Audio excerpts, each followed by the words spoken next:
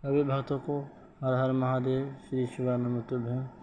सभी भाईजान इस चैनल को, इस वीडियो को ज़रूर देखें। इतनी मेहनत से मैं आपके लिए शुभ महापुराण की कथा पढ़ता हूँ। जिस तरह ही मुझे आता है मैं आपसे माफ़ी भी मांग देता हूँ, इसलिए मुझे पढ़ने में गलतियाँ हो जाती हैं। इसलिए माया निर्मित नगर में शील निधि के कन्या पर मोहित हुए नारद जी का भगवान विष्णु के उनका रूप मांगना और भगवान का अपने रूप के साथ उन्हें ही वानर समूह देना, कन्या का भगवान वरन साथ उन्हें वानर समूह देने वाली कन्या भगवान को वरन करना है। और कुपित हुए नारद जी को शिव गणों को शाप देना। सूत जी कहते हैं महर्षियों में नारद मुनि इच्छा अनुसार महा से चले हुए गए। तब भगवान शिव जी की इच्छा से माया विषादर भगवान शिव जी की इच्छा से माया विषादर भगवान शिव जी की इच्छा से श्री हरि तत्काल अपनी माया प्रकट दी। उन्हें मुनि के मार्ग से एक विशाल नगर की रचना की, जिससे विस्तार में 100 योजन था और अद्भुत नगर बड़ा ही मनोहर था और भगवान के उस वैकुंठ लोक से भी अधिक रमणीय बताया था। नाना प्रकार के वस्तुएं नारद की शोभा बढ़ती हुई इस स्त्रियों और पुरुषों के लिए बहुत ही विहार स्थल था। वे श्रेष्ठ नगर चारों प्राणियों के लोगों के भरा था। वहाँ शील निधि नामक ऐश्वर्यशाली राजा और राज्य करते थे। वे अपने पुत्री का आश्रय करने के लिए साथ थे और अंत महीने में महान उत्सव का आयोजन किया था। उसकी कन्या का वरण उनके लिए संतुष्ट हो चारों दिशाओं में बहुत से राजकुमार पधारे थे, जो नाना प्रकार के विभूषण तथा सुंदर स्वभाव से विकसित हो रहे थे। उन राजकुमार से वह नगर भरा हुआ दिखाई देता था। ऐसे ही सुंदर राजनगर को देख नारद जी मोहित हो गए। वे राजा शील निधि के द्वार पर गए और मुनि स्वरूपित नारद को आया देखकर महाराज शील निधि के श्रेष्ठ रत्नमय सिंहासन पर बिठाकर उनका पूजा किया और तत्पश्चात अपनी सुंदरता कन्याओं को अपना नाम श्रीमती था और बुलाया। वे उसे नारद जी के चरणों में प्रणाम करवाया। वे कन्याओं को देखकर नारद मुनि चकित हो गए और बोले, राजन, वे देव कन्या समान सुंदरी महाभागा कन्या है। उसको ये बात सुनकर राजा ने हाथ जोड़कर कहा, मुनि, ये मेरी पुत्री है, इसका नाम श्रीमती है। अब ये इनके विवाह का समय आ गया है। ये अपने लिए सुंदर वर चुनने के लिए निमित्त वे जाने वाली हैं। इसमें ये प्रकार के शुभ लक्षण लक्षित होते हैं। वर्षों से अपना ही इनका भाग बताए। राजा के लिए प्रकार पूछने पर कामना से व्याकुल हुए मुनिवर और नारद जी को कन्याओं को प्राप्त करना इच्छा और मन के लिए राजन को संबोधित करने के लिए प्रकार बोला, भूपाल, आपकी एक पुत्री समस्त शुभ लक्षणों को संपन्न करके वे सौभाग्यवती है। वो अपना महान भाग का कारण वे कन्या का लक्ष्मी की भांति समस्त गुणों में ही की आकार है। इनका भावी पति और निश्चय ही भगवान शंकर के समान वैभवशाली, सर्वेश्वर और किसी से पराजित न होने वाला वीर, काम विजय तथा संपूर्ण देवताओं को श्रेष्ठ होगा। ऐसा कहकर राजा से निंदा ले इच्छा अनुसार विचारने वाला नारद मुनि वहाँ से चल दिया। वे कामना से वशीभूत हो गया था और शिव जी के माया ने उसको विशेष मोह में डाल दिया था। वे मुनि मन ही मन सोचने लगे कि मैं इस राजकुमारी को कैसे प्राप्त करूं। कैसे प्राप्त करूं? स्वयंवर में आए हुए नरेशों में सबको छोड़कर एकमात्र मेरी ही वरण करे, और ये कैसे संभव हो सकता है कि समस्त नारियों को सुंदर और सर्वथा प्रिय होता है। सुंदरताओं को देखकर ही प्रसन्न पूर्वक मेरे अधीन हो सकती है, इससे शयन ही है।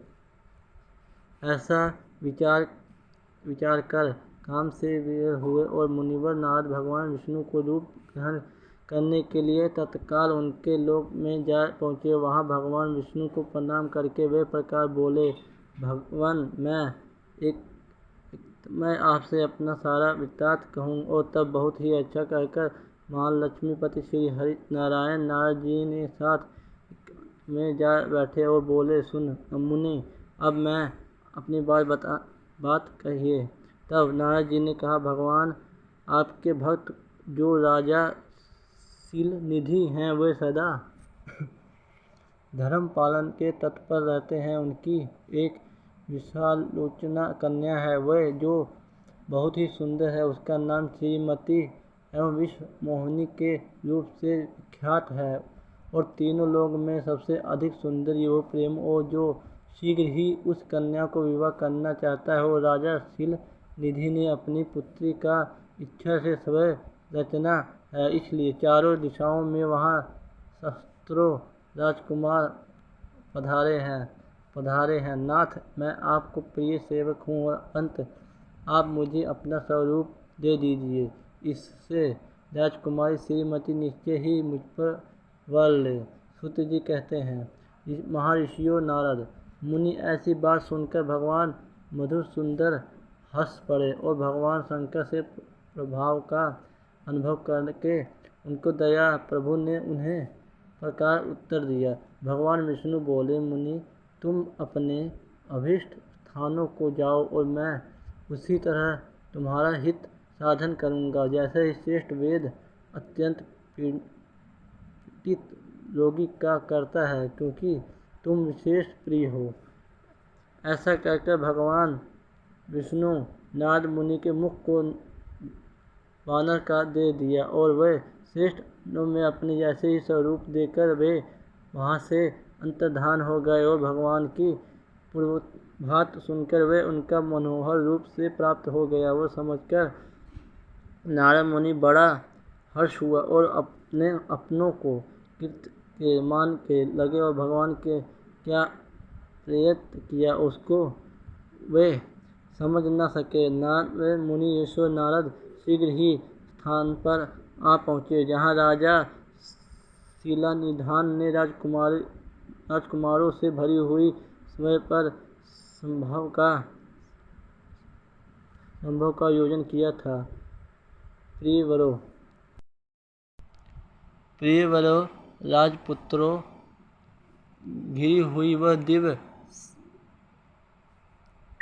स्वयंवर संभा दूसरी इंद्र संभा के समान अत्यंत शोभा पा रही थी।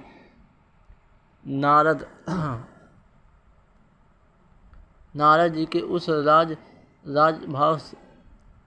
राजसभा में जा बैठे। वहाँ बैठकर प्रसन्न मन से बार बार वही सोचने लगे कि भगवान विष्णु समान रूप धारण किए हुए अंत और वे राजकुमारी अवश्य मेरा ही वरण करेगी, दूसरे का नहीं। मुनिश्रेष्ठ नारद जी, अब ज्ञान नहीं था मेरे मुँह में कितना कुरूप है, और ये संभव में बैठे हुए सब मनुष्यों को मुनियों को उनके पूर्व रूप से ही देखा। राजकुमारी आदि कोई भी उनके रूप से परिवर्तन के लिए रहस्यों को जान सके। वह नारद जी को रक्षा के लिए भगवान रुद्र के 2 पार्षद आए थे, जो ब्रह्म का रूप धारण करके गुण भाव से वहाँ बैठे थे। वे नारद जी के रूप से परिवर्तन के उत्तम वेदों का ज्ञान थे, और मुनियों को कामवेश मूढ़ हुआ। जान में वो दोनों पार्षद उनके निकट गए और आपस में ही बातचीत करते हुए उनकी हंसी उड़ाने लगे, परंतु मुनि ने काम से बेहाल हो गए रहे थे। उन्होंने उनकी यथार्थ बात की अनसुनी कर दी। वे मोहित हो श्रीमती के प्राप्त करने के लिए इच्छा से वह अकम्मन के प्रतिज्ञा करने लगे। इस बीच में वह सुंदरी राजकन्या स्त्रियों से घिरी हुई अंतपुर से वहां आई और उसके अपने हाथों में सोने की एक सुंदरी माला ली थी। वह शुभ लक्षण का राजकुमारी स्वयंवर के मध्य भाग में लक्ष्मी जी के समान खड़ी हुई और पूर्व शोभा पा रही थी। उत्तम व्रत का पालन करने वाली भूप कन्या माला हाथ में लेकर अपने मन के अनुरूप वरना अभीष्ट करती हुई सारी संभा को परमन करने लगी और नारद मुनि ने भगवान विष्णु के समान शरीर और वानर जैसा मुंह देखकर वह कोपित हो गई और उसके ओर से दृष्टि हटाकर प्रसन्न मान से दूसरी हुई चली गई। स्वयंवर संभाव में अपने मनवांछित वर को न देखकर वो भयभीत हो गई। राजकुमारी ये संभव के भीतर चुपचाप खड़ी रह गई, उनके किसी भी कलेश में जयमाल नहीं डाली। इतने में ही राजा के समान वेशभूषा धारण किया भगवान विष्णु वहां आ पहुंचे और उनकी दूसरे लोगों ने उनका वहां नहीं देखा। केवल उस कन्या ने ही दृष्टि उन पर पड़ी और भगवान को देखकर वही परम सुंदरी राजकुमारी का मुख प्रसन्नता से खिल गया और तत्काल ही उनके कंठ में वह माला पहना दी। राज का कन्या धारण करने वाले भगवान विष्णु राजकुमार ही साथ लेकर तुरंत ही दिष्ट हो गए और अपने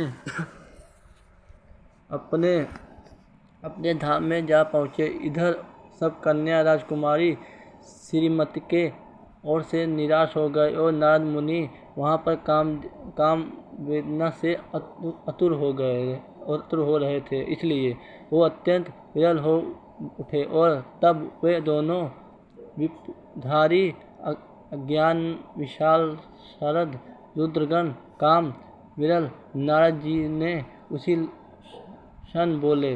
रुद्र गणों के कहा और नारद ने वह सुना, तुम व्यर्थ ही काम से मोहित हो रहे हो। श्री शिवाय नमस्तुभ्यं।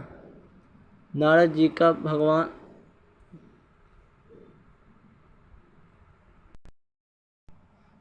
सुंदर वर से राजकुमारी का पाना चाहते हो, अपना वानर का समान घृत मुंह देख लो। सूत जी कहते हैं, महर्षि उन रुद्रनुगों का वचन सुनकर नारद जी को बड़ा ही विषम हुआ और शिव जी ने माया से मोहित थे। उन्होंने दर्पण से अपना मुंह देखा और वानर से समान अपना मुंह देखकर वो तुरंत ही क्रोध से जल उठे और माया से मोहित होने के कारण उन दोनों शिव गणों वहाँ शाप देते हुए बोले, अरे तुम दोनों मुझे ब्राह्मण का उपहास किया है, अंत तुम ब्राह्मणों के वीर से उत्पन्न राक्षस हो जाओगे और ब्राह्मण की संतान होने पर ही तुम्हें इस प्रकार से राक्षस समान ही होंगे।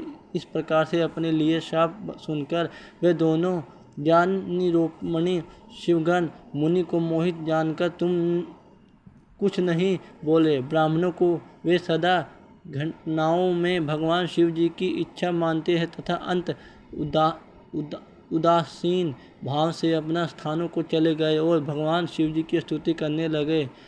अध्याय है श्री शिवाय नमस्तुभ्यं। ओम नमः शिवाय। ओम नमः शिवाय।